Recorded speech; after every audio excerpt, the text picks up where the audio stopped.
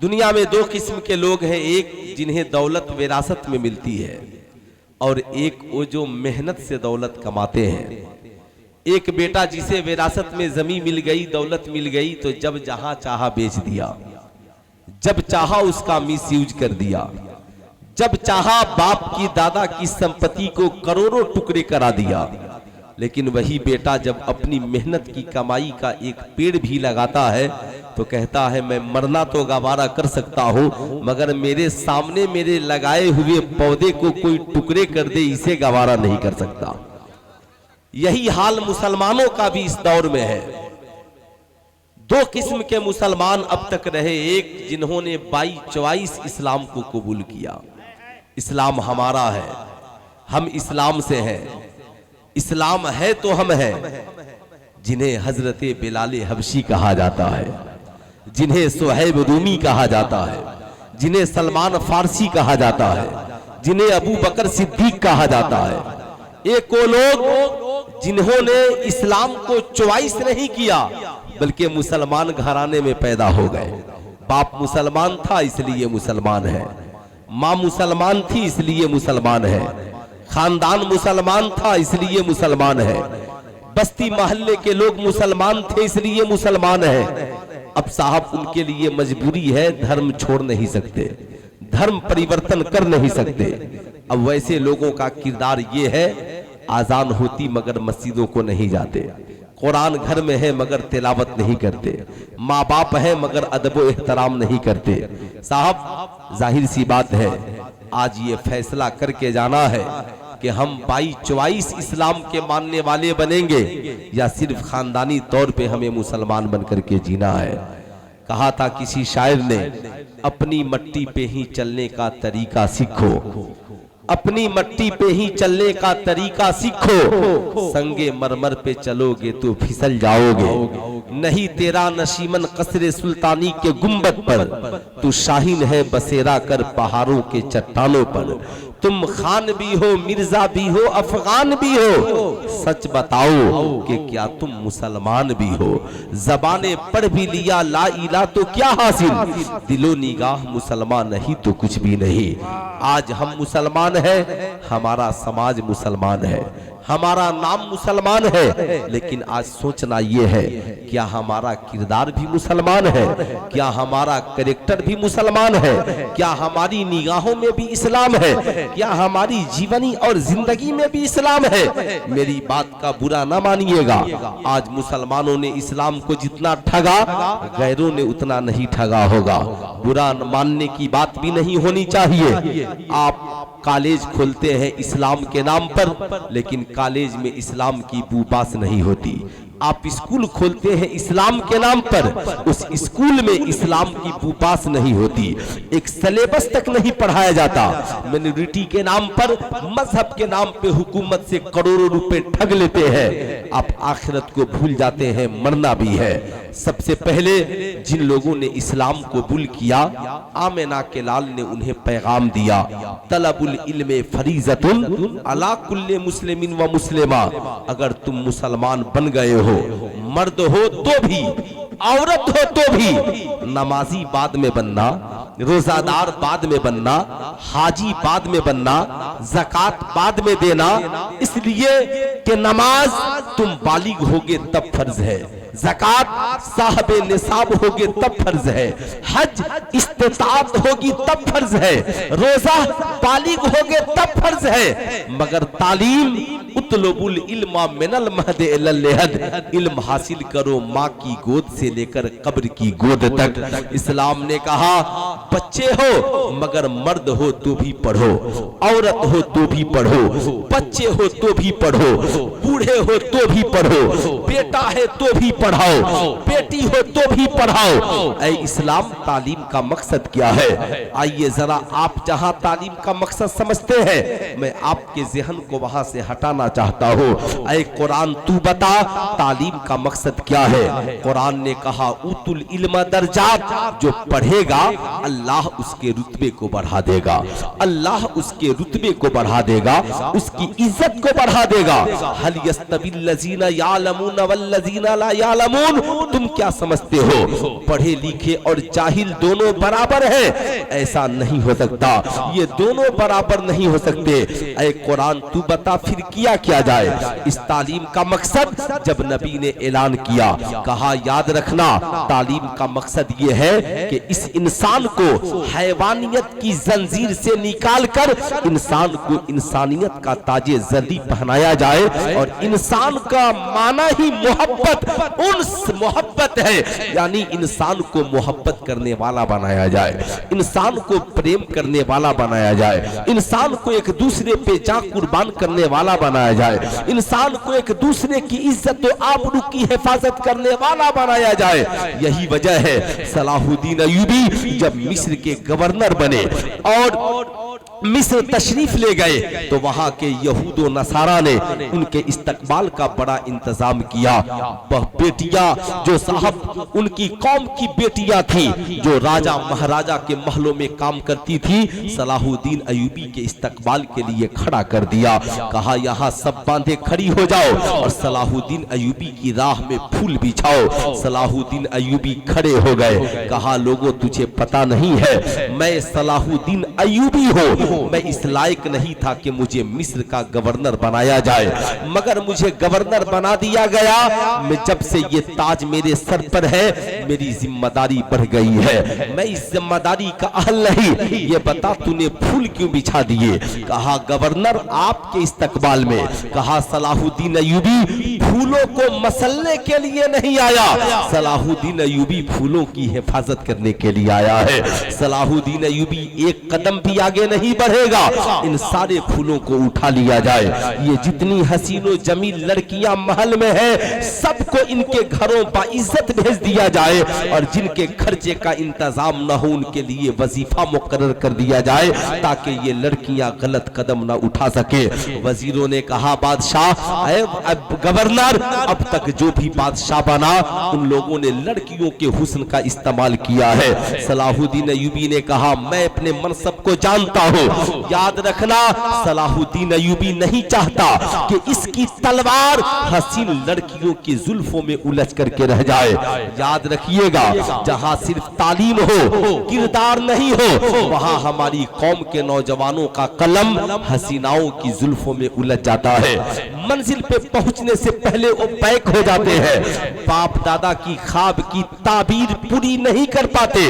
नतीजा क्या निकलता है? आज हमारा समाज सब कुछ होने के बावजूद कॉलेज है मगर मुसलमानों के पास शिक्षा नहीं है। आज हमारे पास वसाइल है मगर आज हमारे पास तालीम नहीं है। आज हमारे पास बड़े बड़े इदारे हैं मगर हमारी कौम जाहिल है। आज हमारे पास बड़े बड़े प्रोफेसर हैं मगर इस कौम के पास तालीम के नाम पर आज हम बिल्कुल निचले तबका में मुल्क में गिने जाते हैं। आखिर इसकी वजह क्या रही? इसकी वजह ये रही हमने मुस्तफा जाने रहमत के मिशन को भुला दिया, हमने आमिना के लाल के किरदार को भुला दिया, मुस्तफा जाने रहमत के कैरेक्टर को भुला दिया। इसलिए कि आज भी 99% बच्चे जहां पढ़ते हैं उन्हें पता ही नहीं इंसान किसे कहते हैं, इंसानियत क्या होती है। जिस माँ ने जन्म दिया उसका भी हक मेरे ऊपर है कि नहीं? जिस बाप ने जिंदगी की सारी कमाई खर्च कर दी उस बाप से गुफ्तगू करने का तरीका क्या है? जिस उस्ताद की बारगाह में हम पढ़े उस उस्ताद के अदब का सलीका क्या है? जिस बड़े भाई ने कमा कर हमारी परवरिश की उस बड़े भाई का अदब भी हमारी जिंदगी में है कि नहीं है? उस नौजवान को ये पता नहीं है हमारे लिए क्या खाना हलाल है और क्या खाना हराम है। उसे पता भी नहीं है कि शराब पीना हलाल है या हराम है, जहेज मांगना हलाल है या हराम है। शादी हो गई पता नहीं बीवी का क्या हक है, बच्चे की परवरिश कैसे होगी। जब पूछा जाता है नर्सरी नर्सरी से लेकर पीएचडी तक सिलेबस में ये कोई बात शामिल नहीं है। लोग कहते हैं ये नैतिक तालीम है, ये खुद ब खुद आ जाती है। मैं कहता हूँ ये आपकी भूल है। ये तालीम खुद ब खुद नहीं आती। अगर खुद ब खुद आ जाती तो अल्लाह ताला कुरान में सूरह निसा क्यों नाजिल फरमाता? अल्लाह ताला कुरान में माँ बाप के हुकूक की आयतें क्यों नाजिल फरमाता? आज जरा सीने पे हाथ रख करके सोचने की जरूरत है। आज एक बाप अपनी जिंदगी की सारी कमाई खर्च करके बुढ़ापे में बेसहारा बनकर जिंदगी गुजार रहा है। एक माँ अपने बच्चे को पढ़ा लिखा कर बुढ़ापे में अपनी औलाद की एक मोहब्बत के लिए तरस रही है। ऐसे बिगड़े हुए माहौल को फिर से संवारा कैसे जाए? आज हमारी कौम की बेटियां भूल चुकी हैं कि इज्जत से बढ़कर के दौलत नहीं है, इज्जत से बढ़कर के ये हवेली और बंगले नहीं है, इज्जत से बढ़कर ये मोटर गाड़ियां और कार नहीं है। आखिर इस कौम को सुलझाया कैसे जाए?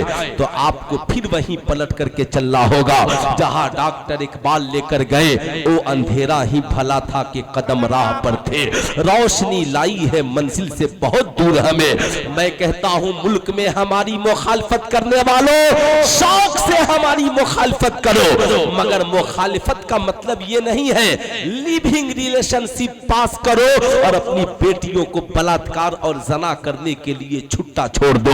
हमारी मुखालफत का मतलब ये नहीं है कि तुम शादीशुदा औरतों को दूसरों के बिस्तरों की जीनत बनने के लिए मुल्क में कानून बना करके पास कर दो। हमारी मुखालफत करो, शौक से करो, मगर जरा सलीके से करो, इसलिए कहीं ऐसा ना हो तेरी बेटियों की आबरू लूट जाए। आज हम जहां पर खड़े हैं, कसम खुदा की हमारे आंखों में आंसू के अलावा कुछ नहीं है। हमारी मस्जिदों के मीनार बहुत चमकीले हैं, हमारे मदरसों के गुंबद बहुत चमकीले हैं, हमारे जलसों में सजावटें बहुत अच्छी हैं, हमारे जज्बाती नारे बहुत अच्छे हैं, मगर जब हम किरदार तक पहुंचते हैं तो हम मुसलमान हैं भी कि नहीं, ये भी मसला हमारे सामने है। हमारे पास अच्छा किरदार है कि नहीं, ये भी मसला सामने है। इस कौम को संवारने के लिए अच्छी माएं समाज में है कि नहीं, ये भी मसला हमारे सामने है। इस कौम को सजाने के लिए अच्छी बेटियां आज समाज में है कि नहीं, आज ये भी मसला आपके सामने है। अब ऐसे बिगड़े हुए माहौल में समाज को संवारा कैसे जाए? आइए मैं आपको वहां ले चलना चाहूंगा जहां मेरी कौम के ये नौजवानों को मैं ले जाना चाहता हूं। सुनो मेरी कौम के नौजवानों, जब तुम पढ़ने के लिए चलते हो तेरी राह में मुख्तलिफ किस्म की रुकावटें आती है। कभी तुझे खाना अच्छा नहीं लगता, कभी तुझे कॉलेज अच्छा नहीं लगता, कभी तुझे स्कूल अच्छा नहीं लगता। अगर सब कुछ अच्छा लगा तो कोई हसीना पसंद आ गई तो तू तालीम छोड़कर उसके साथ अपनी जिंदगी बर्बाद कर लेता है। तू भूल जाता है कि एक लड़की की वजह से तूने माँ को कैसे ठुकराया, तूने बाप को कैसे ठुकराया, तूने पूरी खानदान की इज्जत को दांव पे कैसे लगा दिया, इसलिए कि तू कहता है इश्क अंधा है। लेकिन मैं तुझे बताना चाहूंगा मेरी कौम के नौजवानों, जब नबी ने ऐलान किया आओ तालीम हासिल करो तो पढ़ने के लिए सहाबा आ गए। जहां पढ़ने के लिए आए वो कोई यूनिवर्सिटी नहीं थी, कोई दीवार नहीं थी, लेकिन दुनिया की सबसे बड़ी यूनिवर्सिटी है वो, जिसके पास दीवार नहीं है, छतें नहीं है, मस्जिद नबवी के सामने सुफा जैसा चबूतरा है, मिट्टी का चबूतरा है, और उस पे पढ़ने के लिए अबू बकर सिद्दीक बैठे हैं, उमर फारूक बैठे हैं, उस्माने गनी बैठे हैं, मौला अली बैठे हैं, अबी हुरैरा बैठे हैं, सलमान फारसी बैठे हैं। पढ़ने के लिए आ गए, मगर पढ़े तो क्या पढ़े, अभी तो कुरान भी पूरा नाजिल नहीं हुआ है, कापी कलम का जमाना भी नहीं है। ये पढ़ने वाले क्या लेकर आए? कापी की जगह पत्थर लेकर आ गए, कापी की जगह खजूर की छाल लेकर आ गए, कापी की जगह घर से चमड़ा लेकर आ गए, कलम की जगह ईंट के टुकड़ों को लेकर के आ गए। नबी से हम पढ़ने आए हैं। किसी ने हजरत अबी हुरैरा से पूछा, ए अबी हुरैरा, जब कोई किताब नहीं थी, जब कोई सिलेबस नहीं था, तो फिर आप पढ़ते क्या थे? अबी हुरैरा कहते हैं हमारी किताब भी मुस्तफा थे, हमारे उन्वान भी मुस्तफा थे, हमारी किताब भी मुस्तफा थे। नारे तकबीर, अरे बोलो यार, जोर से बोलो, नारे तकबीर, नारे रिसालत, अजमत मुस्तफ़ा, शान मुस्तफ़ा, रिफत मुस्तफ़ा। वाह वाह। हमारी किताब भी मुस्तफ़ा थे, हमारे उन्वान भी मुस्तफ़ा थे। अब ये पढ़ने वाले छपी हुई किताबों में नहीं पढ़ रहे हैं, छपी हुई सिलेबस से नहीं पढ़ रहे हैं, अभी पूरा कुरान भी नहीं उतर रहा है। नबी अगर बोलते तो सहाबा लिख लेते, नबी अगर कुछ करते सहाबा लिख लेते। अब जरा गौर से सुनिएगा, उनके पास पहनने के लिए कपड़ा भी नहीं है, खाने के लिए खाना भी नहीं है, मगर तालीम में रुकावट भी नहीं है। आज तेरी माँ सुबह को उठकर लेंच बनाती है, फिर भी तेरा होमवर्क तैयार नहीं होता। तेरा बाप महीना लगने से पहले तेरे अकाउंट में पैसा डाल देता है, फिर भी तू दिल्ली और कोटा में अय्याशियों में अपनी जिंदगी गुजार देता है। और माँ बाप के अरमान को तुझे कुचलते हुए शर्म नहीं आती। तू सोचता है खंजर मारना ही माँ बाप को मारना है। अरे तू तो रोजाना अपने माँ बाप को मारता है। कब? जब तेरे बाप को पता चलता है आज मेरा बेटा कोचिंग में पढ़ने नहीं गया था, आज जब तेरी माँ को पता चलता है आज मेरा लाडला पढ़ने के लिए ट्यूशन सेंटर नहीं गया था। जरा सोच, माओ के अरमानों को रोजाना तुम कुचलते हो, मगर जरा उनके पास देखो, बाप भी साथ में नहीं, माँ भी साथ में नहीं, खाना भी नहीं। हजरत अबी हुरैरा कहते हैं महीनों बाद कोई दावत करता तो हम आका के साथ जाकर खाना खा लेते, कभी कोई लाकर दे देता तो हम खा लेते। हजरत अबी हुरैरा कहते हैं एक रोज तो इतनी जोर की भूख लगी, महीनों से मैं भूखा था, मस्जिद नबवी शरीफ के दरवाजे पे खड़ा हो गया। चूंकि वक्त कम है, बोलना ज्यादा है, इतने में अबू बकर सिद्दीक आए, हजरत उमर आए, दोनों गुजर गए, मुस्तफा जाने रहमत आए। मैंने आका को सलाम किया, कहा आका जी मैं एक सवाल आपसे पूछना चाहता हूँ। आका करीम मुस्कुराए, अबी हुरैरा की कलाई थामी, अबी हुरैरा सवाल का जवाब बताओ या तेरे पेट का मसला हल कर दो। अबी हुरैरा मुस्कुराने लगे, कहा आका जी दुनिया में आप ही तो हैं जो हमारे दिलों के राज को जान लेते हैं। ए आका मसला सवाल का नहीं, मसला पेट का ही है, भूख का मसला हल हो जाए। आका करीम ने फरमाया अबी हुरैरा अगर तुम एक महीने से भूखे हो तो तेरा पैगंबर भी एक महीने से कुछ नहीं खाया है, तेरे साथियों ने भी एक महीने से कुछ नहीं खाया है। आज खा पी कर नहीं पढ़ने वाली हमारी कौम के नौजवानों सुनो, तुम सिर्फ फातिहा में हो, फातिहा करो। तुम सिर्फ साहब फेसबुक की वादी में डूबे हो, डूबे रहो, लेकिन जब तक उनकी सीरत तक नहीं पहुंचोगे, जहां यहूदी तुझसे रोक रहे हैं, जहां नसरानी तुझसे रोक रहे हैं, जहां जमाना तुझे कहता है नबी की जिंदगी मत पढ़ो, नबी की जिंदगी वो पढ़े जो धार्मिक हो, जो मौलवी मौलाना हो, इसलिए कि वो धर्म गुरु हैं, उनकी जिंदगी सबको पढ़ने की जरूरत नहीं है। यही वजह है हमारी कौम का मुसलमान 50 साल का बूढ़ा हो जाता है मगर कभी नबी की सीरत का एक बाप भी पलट कर नहीं पढ़ता है, इसलिए कि वो भी यही समझता है कि नबी तो एक धार्मिक गुरु थे, इसलिए हम उनकी जिंदगी पढ़कर क्या करें, पढ़कर क्या करेंगे। आप इसी में उलझ कर रह गए, इसलिए ना आप पढ़े ना आपकी औलादे पढ़ी। लेकिन जरा सुनिएगा, मुस्तफा जाने रहमत ने कहा अबी हुरैरा घर जाओ, देखो तोहफे में कुछ आया है। अबी हुरैरा घर गए, एक प्याला दूध तोहफे में है, साहब लेकर के आते हैं, आका जी एक प्याला दूध है। आका ने कहा जाओ सुफ्फा पे जितने सहाबा बैठे हैं सबको बुला करके लाओ, कहो आका ने दूध पीने के लिए बुलाया है। अबी हुरैरा कहते हम सब पढ़ने के लिए आए थे, एक ही प्याला दूध था, मैं कभी दूध को देखता और पीने वालों की तादाद को देखता, लेकिन आका ने कहा कुरान में रब फरमाता है मा अताकुमुर रसूल फखुजू व मा नहाकुम अन्हु फंतहू, हुजूर जो दे उससे ले लो और हुजूर जिससे रोके उससे रुक जाओ। आका ने कह दिया था तो अब हमें लेना ही लेना था। मैं गया, कहा साहबा चलो, आका ने दूध पीने के लिए बुलाया है। सारे 69 सहाबा आए, सफ बांध कर बैठ गए। आका ने कहा अबी हुरैरा अब चलो दूध पिलाओ। गौर से सुनिएगा, एक ही प्याला दूध है, अबू बकर भी है, उमर भी है, उस्मान भी है, सहाबा भी है, तलहा है, जुबैर है, साहब 70 सहाबा बैठ कर मिलकर एक ही प्याले दूध में पी रहे हैं। किसी ने नहीं कहा मैं बैकवर्ड हूँ फॉरवर्ड हूँ, मैं अमीर हूँ गरीब हूँ, मैं गोरा हूँ मैं काला हूँ, मैं पहले पीऊंगा फला का जूठा नहीं पीऊंगा। अभी हुरैरा पिलाते जाते, पीने वाले पीते जाते। जब पीने वाला पी लेता, अभी हुरैरा उसी प्याले को दूसरे को देते, वो भी पी लेता। कहते हैं 69 सहाबा को जब मैंने पिला लिया तो दूध जितना पहले था उतना ही दूध अब भी मौजूद था। मैं आका करीम की बारगाह में लेकर के पहुंचा।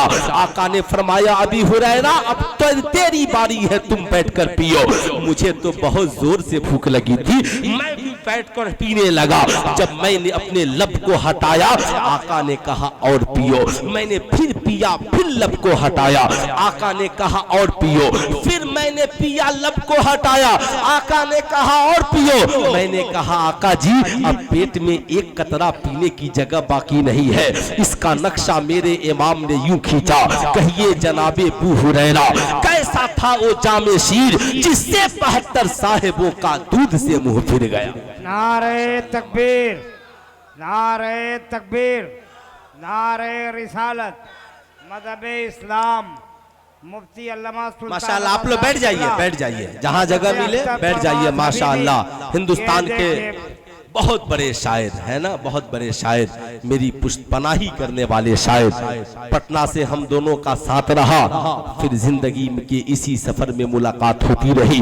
हजरत अल्लामा डॉक्टर अख्तर परवाज हबीबी साहब किबला माशाअल्लाह बहुत बड़े शायर हैं, बहुत अच्छा कलाम पढ़ते। इजाजत है मैं बोलूं? अरे सुनेंगे, इजाजत है। अब जरा सुनिएगा। हजरत अबी हुरैरा कहते हैं मैंने इतना पिया कि पेट भर गया, अब एक कतरे की जगह बाकी नहीं है। अब आका ने कहा अबी हुरैरा पता लगाओ कोई प्यासा तो नहीं रह गया है, पता लगाओ कोई भूखा तो नहीं रह गया है। आज सिर्फ नारा लगाने वालों, सिर्फ आजान में अशहदु अन्ना मुहम्मदर रसूलुल्लाह कह के अंगूठे चूमने वालों, सुल्तान तुझसे पूछना चाहता है, नारा भी लगाओ, आजाने भी दो, नबी का नाम भी पुकारो, अगर जरा खाना खाओ तो पड़ोस में भी पुकार लो, कोई भूखा तो नहीं है, कोई प्यासा तो नहीं है, कहीं ऐसा तो कोई नहीं है जिसके घर में नमक न हो, दाल और रोटी नसीब न हो। ये मुस्तफा जाने रहमत की सुन्नत है। लेकिन सबसे बड़ी बात जो मैं बताने जा रहा हूँ उसे नोट करके ले जाना। साहब आज तक आपने ऐसा पीर नहीं देखा होगा जिसने 70 मुरीदों के जूठे प्याले को उठाया और लबों से लगाया हो। आपने ऐसा इमाम नहीं देखा होगा जिसने 70 मुक्तदियों के पिए हुए दूध को उठाकर पिया हो। आज तक आपने ऐसा रहबर नहीं देखा होगा जिसने अपने मानने वाले के जूठे प्याले को उठाया हो, लबों से लगाया हो। ये मुस्तफा जाने रहमत है। जिस प्याले में 70 सहाबा ने दूध को पिया था, उसी प्याले को नबी ने उठाया, अपने लबों से लगाया और लगाकर दूध पीना शुरू किया।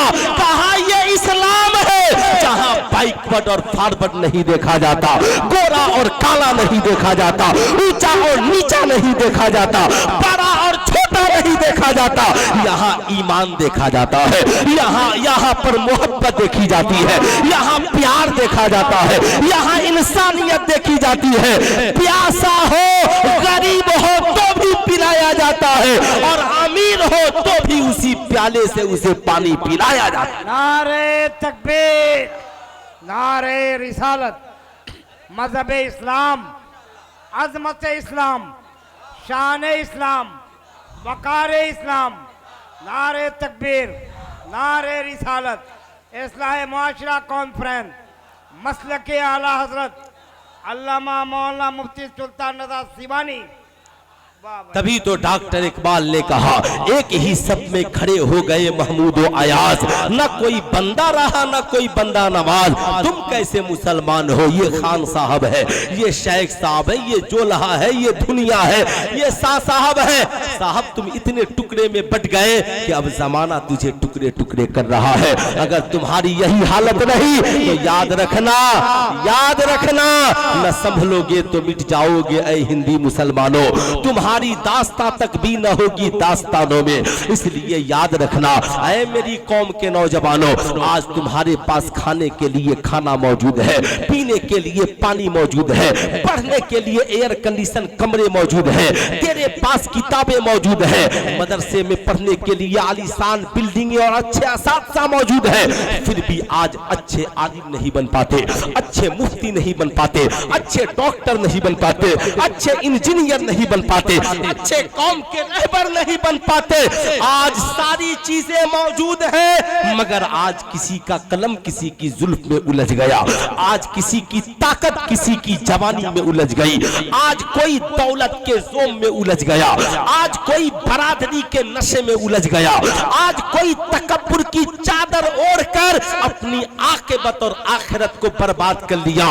लेकिन मैं आपसे कहना चाहूंगा, आओ वो सहाबा जो महीनों भूखे रहते थे, वो सहाबा जो महीनों बाद खाना खाते थे, जिन्हें नबी ने पढ़ने के लिए बुलाया था, जो साहब कलम की जगह ईंट के टुकड़े और पत्थर लेकर पहुंच गए थे, उन्होंने पत्थर पे लिखकर, खजूर की छालों पे लिखकर, चमड़ों पे लिखकर पूरा कुरान भी हम तक पहुंचा दिया और आका की पूरी तालीम भी हम तक पहुंचा दी, आका की पूरी सीरत को हम तक पहुंचा दिया। लेकिन हम कैसे हैं? घर में कुरान है, एक आयत भी अपनी औलाद को नहीं सिखा पाते। हम अपनी बीवी को सही से मुसलमान न बना सके, हम अपने बच्चों को सही से इस्लाम न सिखा सके। आज हमारी बेटियां आवारगी के जहन के शिकार है, आज हमने उन्हें सही से इस्लाम नहीं सिखा पाया। जरा सोचे हम कहां हैं, कहां जी रहे हैं। इसलिए नारे लगे, नारा हमारा मिशन नहीं, नबी का किरदार हमारा मिशन है, नबी का कैरेक्टर हमारा मिशन है। इसलिए मेरी कौम की बेटियों, याद रखिए, खूब गौर से याद रखिएगा। आज मदरसों के हिसाब बहुत लिए जाते हैं, मदरसे में कितने % बच्चे पढ़ते हैं? ईमानदारी से बताइएगा, 1% बच्चे भी मदरसे में नहीं पढ़ते। 99% बेटे और बेटियां कॉलेज और स्कूल में पढ़ते हैं। मैं आपसे पूछना चाहता हूं, मदरसे में, अगर मदरसे में तो वही बच्चे आते हैं साहब जो घर पे संभाले नहीं जाते हैं। अब साहब उसका मिजाज बिगड़े तो ये कोई तकलीफ की बात नहीं होनी चाहिए, लेकिन मदरसे में अगर एक बच्चा बिगड़ जाए, मदरसे में ताला लगा दो। लेकिन मैं आपसे पूछना चाहता हूँ, बेशक मदरसों में ताला लगा दो, लेकिन आओ साहब मदरसे में हम जब पहुँचते हैं तो कहते हैं इंग्लिश पढ़ाओ, मैथ पढ़ाओ, साइंस पढ़ाओ। मैं भी कहता हूँ शौक से पढ़ाओ। इसलिए मदरसों में हर तालीम होनी चाहिए, वरना कल इंग्लिश में अगर तबलीग करने की बारी आई इंग्लैंड में, तो इंग्लिश मौलवी नहीं जानेगा तो तबलीग कैसे करेगा? अरबी मौलाना नहीं जानेगा तो तबलीग कैसे करेगा? मौलाना हर जगह जाए, लेकिन सवाल ये उठता है, ये 1% मदरसे में पढ़ने वाले जब पढ़कर निकलते हैं तो तन्हा एक मस्जिद में खड़े होकर ऐलान करते हैं, नमाज पढ़िए, रोजा रखिए, जना से दूर रहिए, जुआ से दूर रहिए, शराब से दूर रहिए। मगर ये 99% हमारी कौम के बच्चे और बच्चियां जहां पढ़ते हैं, ईमानदारी से बताइएगा, क्या उन्होंने भी कभी सोचा है हमें शराब से दूर होना है, हमें नाच गाने से दूर होना है, हमें जना से दूर होना है, हमें जुआ से दूर होना है? मदरसों का हिसाब लेने वालों, मस्जिदों का लेने वालों, शौक से लो। कभी आपने कॉलेज में भी जाकर पूछा है, ओ प्रोफेसर साहब, इस्लाम के नाम पे आपने कॉलेज खोला है, शर्म आनी चाहिए। कभी आपने कॉलेज में बेटियों को सीरत फातिमतु ज़हरा का एक चैप्टर भी सिखाया है? ऐसे हराम खोरों को तो शर्म आनी चाहिए, जिन्होंने मिनोरिटी और इस्लाम के नाम पे कॉलेजों को खोलकर आज मुस्लिम बेटियों को बेशर्म बना दिया, मुस्लिम बेटियों को बेहया बना दिया। तालीम और शिक्षा के नाम पे घर से निकालकर तुमने उन्हें किस अंधकार में ढकेला है, कभी तूने सोचा है? लेकिन मैं आपको बताना चाहूंगा, याद रखिएगा, अगर आपने ऐसा नहीं किया, मेरी मुलाकात आपसे हो या ना हो, कब इंसान बिछड़ जाए, मगर मेरी बातें आपको याद रखनी पड़ेगी। साहब 1% के सुधारने से काम नहीं चलेगा। जहां 99% हमारी औलादें पढ़ रही है, मेहनत वहां करने की जरूरत है। इस 99% को कैसे संवारा जाए, उसकी एक ही सूरत है, एक ही सूरत, बहुत अच्छा। एक ही सूरत है, इसे नोट करके ले जाइए। एक ही सूरत है, हर गांव में इस्लामिक मॉडल प्ले स्कूल खोलना होगा। नर्सरी, LKG, UKG आपको इस्लाम के तौर तरीके पे पढ़ाना होगा, हर बेटी को भी और हर बेटा को भी। आप अगर इमानुअल में ले जाओगे, जुमा की नमाज नहीं पढ़ने देगा। डॉन बॉस्को में ले जाओगे, नमाज नहीं पढ़ने देगा। तुमने प्ले स्कूल के नाम पे अपने बच्चों को कहां भेज दिया है? तुम अपने बच्चों के 3 साल बचपन को संभालो, इसलिए संभालना जरूरी है। आपके पास अल्लाह ने दौलत दी है, जब चंदा करके बड़ा बड़ा दारुल उलूम चला सकते हैं, तो चंदा करके गांव में एक बेहतरीन प्ले स्कूल अपने बच्चों के मुस्तकबिल के लिए नहीं बना सकते? है, लेकिन हम करना नहीं चाहते। बनाना होगा, और वहीं पर अच्छा मौलाना भी, अच्छा हाफिज भी, अच्छा मास्टर भी रखना होगा, और वहीं पढ़ाना होगा 1 से 100 तक, क से ज्ञा तक, अलिफ से या तक, और वहीं बड़े बड़े स्लोगन लगाकर जहां कुरान की तालीम होगी, उसी 3 साल में बताना होगा माँ के कदमों के नीचे जन्नत है, बाप जन्नत का दरवाजा है, अल्लाह एक है, मोहम्मद सल्लल्लाहु अलैहि वसल्लम अल्लाह के रसूल है, शराब पीना हराम है, जना करना हराम है, जुआ खेलना हराम है। कसम खुदा की 3 साल अगर आपने अपने बेटे बेटियों को बचा लिया, फिर आप उसे स्कूल में भेजिए, फिर आप उसे कॉलेज में भेजिए। कसम खुदा की अब वो बेटा जब बड़ा होगा, इंटर में जाएगा, कोई उसका आवारा साथी कहेगा चलो आज शराब की पार्टी करते हैं, कहेगा ना ना ना, मैं बचपन में गांव में पढ़ा था, शराब पीना हराम है, इसलिए ना हम शराब पीते हैं, न किसी को शराब पिलाते हैं। कल होकर कोई कहेगा IPL में जुआ खेलना है, कहेगा ना ना ना, मैंने बचपन में पढ़ा था जुआ खेलना हराम है। कल होकर उसकी बीवी कहेगी शादी के बाद माँ बाप को छोड़ दे, कहेगा दुनिया में बीवियां हजारों मिल सकती है, मगर माँ तो एक ही है। जब तक माँ जिंदा है, बीवी तो बदल सकता हूँ मगर माँ को नहीं बदल सकता हो, इसलिए कि माँ के कदमों के नीचे जन्नत है और बाप जन्नत का दरवाजा। बहुत